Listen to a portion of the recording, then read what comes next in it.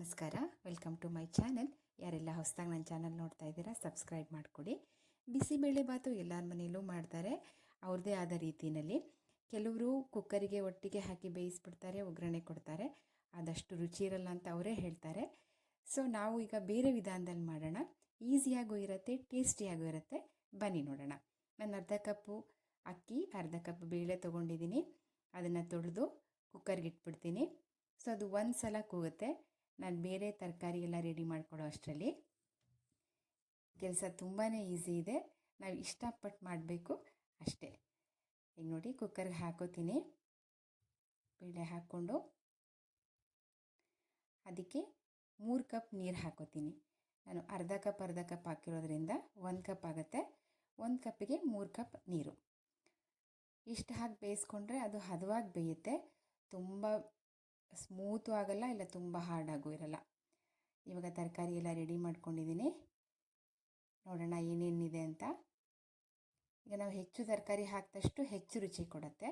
1 carrot, 5ರಿಂದ 6 beans, ಗೆಡ್ಡೆಕೋಸು 1 ಚಿಕ್ಕದು, capsicum ಅರ್ಧ ಹಾಕ್ಕೊಂಡಿದ್ದೀನಿ, 1 ಆಲೂಗಡ್ಡೆ, 3 ಟೊಮೊಟೊ ಚಿಕ್ಕದು, ಹಾಗೆ ರುಚಿಗೆ ಹುಳಿ ನೆನೆಸಿದ್ದೀನಿ.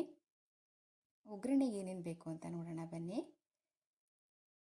ಅರ್ಧ ಸ್ಪೂನ್ ಸಾಸಿವೆ, ಅರ್ಧ ಸ್ಪೂನ್ ಜೀರಿಗೆ, ಕರಿಬೇವಿನ ಸೊಪ್ಪು, ಒಣಮೆಣಸಿನ್ಕಾಯಿ, ಇಂಗು, ಸ್ವಲ್ಪ ರುಚಿಗೆ ಬೆಲ್ಲ, ಕೊಬ್ಬರಿ ತುರಿ, ರುಚಿಗೆ ತಕ್ಕಷ್ಟು ಉಪ್ಪು, ಕೊತ್ತಂಬರಿ ಸೊಪ್ಪು. ಇಷ್ಟಿದ್ರೆ ಸಾಕು, ಆಗುತ್ತೆ, ರುಚಿಯಾಗುತ್ತೆ. ಈಗ ನೋಡಿ, ಬೇಳೆ ಬೆಂದಿದೆ. ನಾನು ತರಕಾರಿ ರೆಡಿ ಮಾಡೋಷ್ಟರಲ್ಲಿ ಅದನ್ನು ನಾನು ತೆಗೆದಿಟ್ಕೋತಾ ಇದ್ದೀನಿ.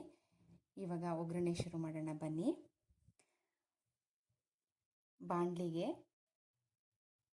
ಸಾಸಿವೆ ಮತ್ತು ಜೀರಿಗೆ ಹಾಕೋತೀನಿ.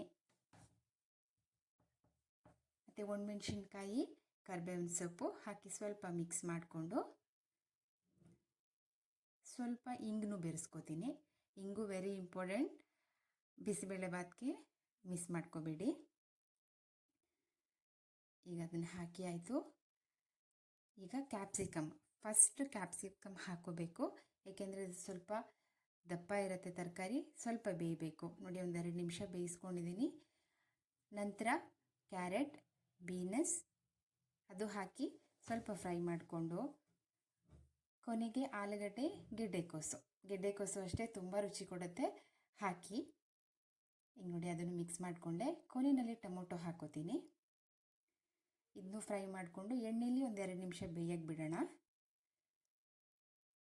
ಈಗ 2 ನಿಮಿಷ ಆಗಿದೆ, ತೆಗಿತೀನಿ. ಅದಕ್ಕೆ ಅರ್ಧ ಕಪ್ ನೀರು ಹಾಕ್ಬಿಟ್ಟು 2 ನಿಮಿಷ ಬೇಯಿಸ್ತೀನಿ. ಈಗ ಬೆಂದಿದೆ.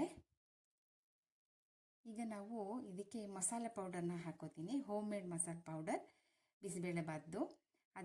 ಅದರ ರೆಸಿಪಿನ ನಾನು ಯೂಟ್ಯೂಬಲ್ಲಿ ಅಪ್ಲೋಡ್ ಮಾಡಿದ್ದೀನಿ, ನೀವು ನೋಡ್ಕೊಳ್ಳಿ. ಅದೇ ರೀತಿ ಮಾಡಿಕೊಂಡು 2 ಚಮಚ ದೊಡ್ಡ ಚಮಚದಲ್ಲಿ ಹಾಕ್ಕೊಂಡ್ರೆ ಸಾಕಾಗತ್ತೆ, ನನ್ನ ಅಳತೆಗೆ, ಅಕ್ಕಿ ಅಳತೆಗೆ. ಜೊತೆಗೆ ಮೇಲೆ ಸ್ವಲ್ಪ ಕೊಬ್ಬರಿ ತುರಿ ಹಾಕಿದ್ದೀನಿ ರುಚಿಗೆ, ತುಂಬ ಚೆನ್ನಾಗಿ ರುಚಿ ಕೊಡುತ್ತೆ ಕೊಬ್ಬರಿ ತುರಿ. ಹಾಗೆ ಹುಣಸೆ ರಸ ಹಾಕಿ ಸ್ವಲ್ಪ ಮಿಕ್ಸ್ ಮಾಡಿಕೊಂಡ್ರೆ ಸಾಕು, ತುಂಬ ಏನು ಉರಿಯೋದು ಬೇಡ.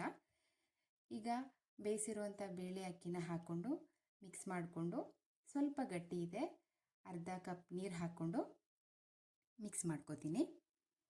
ಕೊನೆಗೆ ಸ್ವಲ್ಪ ಬೆಲ್ಲ, ಅದು ಚೆನ್ನಾಗಿ ಟೇಸ್ಟ್ ಕೊಡುತ್ತೆ, ಸ್ವಲ್ಪನೇ ಹಾಕಿ.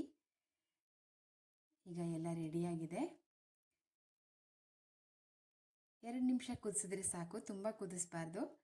ಕೊನೆಗೆ ತುಪ್ಪ ಹಾಕ್ಕೊಂಡು ಕೊತ್ತಂಬರಿ ಸೊಪ್ಪು ಹಾಕೋತೀನಿ.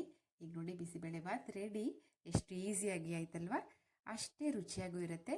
ನೀವು ಒಂದ್ಸಲ ಮಾಡಿ ನನಗೆ ಕಾಮೆಂಟ್ ಮಾಡಿ ಹೇಗಿದೆ ಅಂತ. ಈಗ ನಾನು ಬೌಲ್ಗೆ ಹಾಕೋತೀನಿ. ಮಕ್ಕಳು ಕಾಯ್ತಾ ಇದ್ದಾರೆ ತಿನ್ನೋಕ್ಕೆ. ನೋಡಿ, ನೋಡೋದಕ್ಕೆ ಎಷ್ಟು ಚೆನ್ನಾಗಿದೆ, ರುಚಿನೂ ಅಷ್ಟೇ ಚೆನ್ನಾಗಿರುತ್ತೆ. ಎಲ್ಲ ವೀಕ್ಷಕರಿಗೂ ಥ್ಯಾಂಕ್ ಯು ಸೋ ಮಚ್.